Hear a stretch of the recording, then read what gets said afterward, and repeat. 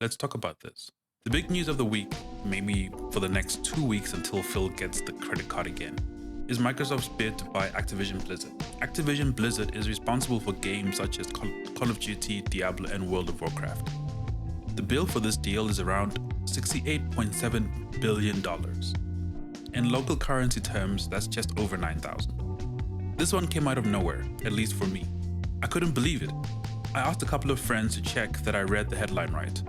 Activision Blizzard is one of the oldest companies in the business and one of the largest.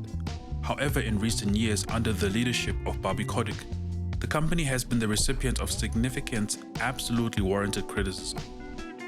Criticism over its focus on a handful of admittedly profitable franchises like Call of Duty, but more than that, the exploitation of staff in the various in-house companies and the treatment of women and people of color in that work environment. So again, why? For Call of Duty? I don't think so. I think Phil and the team are playing Grandmaster level chess, and the board is going to look very different after everything is said and done. But before we get into it, if by the end you enjoyed the video, dropping a like would greatly be appreciated. It helps the channel a lot. If you would like to see more, then hit that subscribe button and turn on notifications so you don't miss the next upload. Call of Duty has been a staple in the gaming industry ever since its introduction in the early 2000s. Over the years, it has received many evolutions, landing it to where it is now. Split between a free-to-play battle royale and a multiplayer shooter, released annually with a campaign attached to it. With that said, I don't believe that the team at Microsoft were eyeing this franchise when they offered to purchase Activision Blizzard.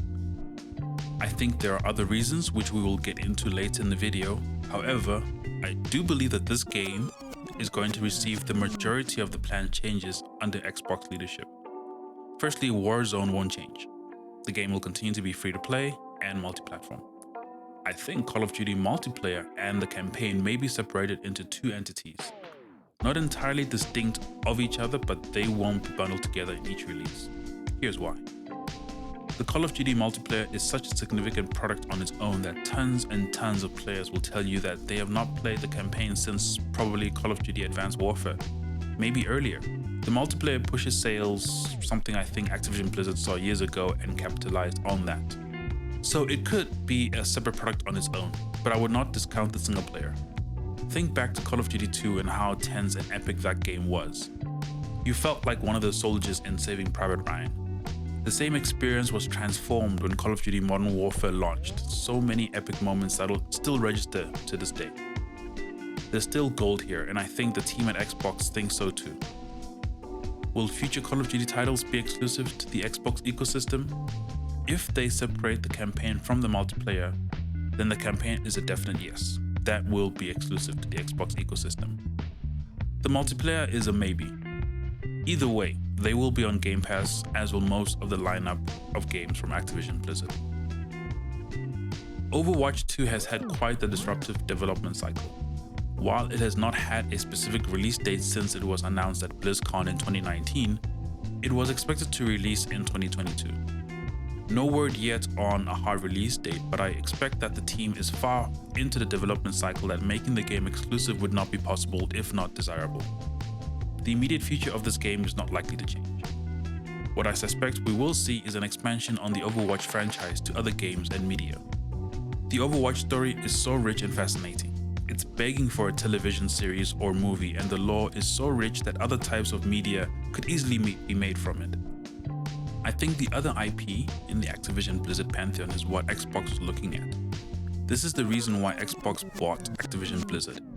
Not to capitalize on the success of the Call of Duty franchise, but to expand the portfolio of games beyond Call of Duty and add additional variety to the Xbox ecosystem.